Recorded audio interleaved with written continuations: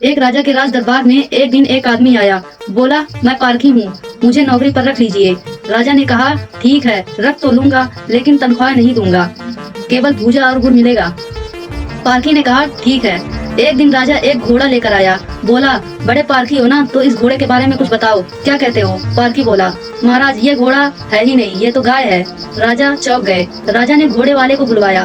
घोड़े वाले ने कहा कि महाराज, बात तो सही है, बचपन में घोड़े की माँ मर गई थी, इसलिए इसको गाय का दूध पिलाया गया था, इसलिए इसकी आदतें भी गाय जैसी हैं। अब राजा ने बड़ी हैरानी से पारखी से पूछा कि भैया, तुम्हें कैसे मालूम? कि पारखी ने कहा कि जब ये चल रहा था तो मैंने देखा ये नीचे मुंह झुकाकर घास खा रहा था, जबकि घोड़ा जो होता है वो ऊपर गर्दन उठाकर घास खाता है। मैंने तो इसकी आदतों से पहचाना है। राजा खुश हो गया। राजा ने कहा, अब भूजा और आधा किलो गुड़ ले लो। और कुछ दिन बाद राजा ने अपनी रानी के बारे में पारखी से पूछा। कहा कि भैया, मेरी रानी के बारे में बताओ, वो कैसी है? वो मुझे बहुत प्रिय है। पारखी ने कहा, हुजूर, आपकी रानी खानदानी नहीं है। राजा को भरोसा ही नहीं हुआ।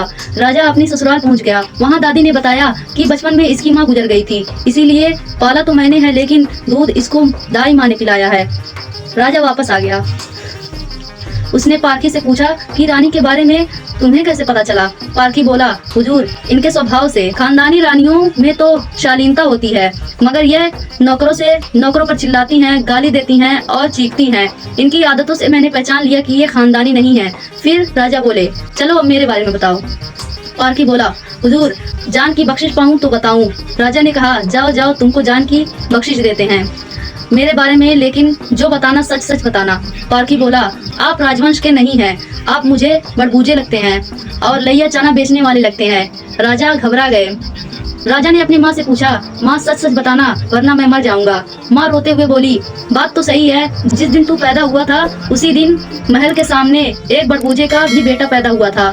मेरा बेटा तो मर गया था, इसलिए मैंने राजवंश को बचाने के लिए तुम्हें ले लिया। राजा यह सुनकर दुखी भी हुए और खुश भी हुआ। इंसान की पहचान उसके चेहरे, कपड़े या खानदान से नहीं होती है, उसके चरित्र से होती है। किसी को भी केवल उसके घर, सूरत, शक्ल और पद को देखकर मत परखिए, उसकी आदतें और उनका व्यवहार ही उसका असली परिचय होती हैं। ट्रंप ने कहा है कि भारत रूस से तेल नहीं खरीद सकता। इसका मतलब यह है कि ट्रंप को भारत की ड्राइविंग सीट पर बिठा दिया गया है। क्या इसका मतलब यह है कि मोदी ट्रंप की दया पर भारत के प्रधानमंत्री हैं? मोदी का इस पर खामोश रहना भी कोई मतलब नहीं निकलकर सामने आ रहे हैं। दास को मालिक सामने बोलने की इजाजत शायद आज भी नहीं है। इसका मतलब यह है कि हमारे राजा पार्क ही नहीं है, वो ट्रंप को पहचान ही नहीं पा रहे हैं। ट्रंप ने हमारे राजा को पहचान लिया है। ट्रंप को मालूम चल गया है कि हमारे जो राजा की जान है 70 रूपी तोते में बसी हुई है।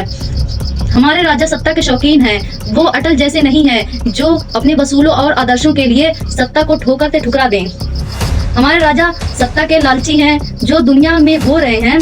प्रधानमंत्री की जान, गर्दन की कोई चिंता नहीं है, उनको सिर्फ अपनी कुर्सी से प्यार है। प्रधानमंत्री को ट्रंप की आंखों में आंखें डालकर बात करनी चाहिए, लेकिन प्रधानमंत्री का अपमान भारत का अपमान है। लाल आंखें दिखानी चाहिए उनको कि झोला उठाने वाले प्रधानमंत्री ट्रंप की तरफ आंख तक नहीं उठा पा रहे हैं। अभी तक ट्रंप भारत की वार रुकवा रहे थे, अब तक भारत को डेड इकोनॉमी घोषित कर रहे थे। हमने ये सब सहन कर लिया, लेकिन ट्रंप अब भारत का व्यापार तक कर रहे हैं। हम रूस से तेल नहीं खरीदेंगे, ये ट्रंप तय कर रहे हैं। अब पानी सर से ऊपर चला जा रहा है। इतनी गुलामी तो हमने अंग्रेजों की भी नहीं की, जबकि उन्होंने हमारे देश पर कब्जा करके बैठे थे और हमने अंग्रेजों का विरोध तक किया था। ट्रंप भारत के निर्णय ऐसे ले रहे हैं जैसे वो ट्रंप ही भारत के प्रधानमंत्री हो और मोदी जी तो यहाँ पर डिपुटेशन पर रखा गया हो। आपने नोटिस किया होगा कि भारत में विभाग कोई भी हो, झंडी दिखाने की और तस्वीर खिंचवाने के लिए मोदी जी ही आगे आते हैं। और चाहे वे रेल हो, चाहे वैक्सीन का क्रेडिट लेना हो, चाहे अंतरिक्ष विज्ञान का क्रेडिट लेना हो, चाहे सेना का क्रेडिट लेना हो, या फिर यहाँ तक कि बच्चों के एग्जाम तक का क्रेडिट, यानी कि परीक्षा पे चर्चा का क्रेडिट गोes टू मोदी जी। हर जगह मोदी जी ही आगे आते हैं। लेकिन क्या ट्रंप ने रूस से तेल खरीदने पर मोदी जी को मना कर दिया था? ट्रंप ने यह बात कही जरूर है, लेकिन ट्रंप मोदी का पॉलिटिकल करियर खत्म नहीं करना चाहते हैं। लेकिन यह बात अभी की नहीं है। रूस ने सितंबर अक्टूबर में 2025 में ही लव शब्द को डिफाइन किया है और यह डिफाइन करते हुए ये बात कही है कि मतलब आप जब ये वीडियो देखेंगे तो आप ट्रंप के पीछे लगी एक तख्ती को देख रहे होंगे। उस तख्ती को थोड़ा जूम करके देखेंगे तो फिर आपको वो 2025 की तारीख आराम से दिख जाएगी, सितंबर अक्टूबर का महीना दिख जाएगा। तो दोस्तों, आज फिलहाल मेरे साथ इतना ही, और आगे की वीडियो देखने के लिए आप मुझे फॉलो करें, सब्सक्राइब करें।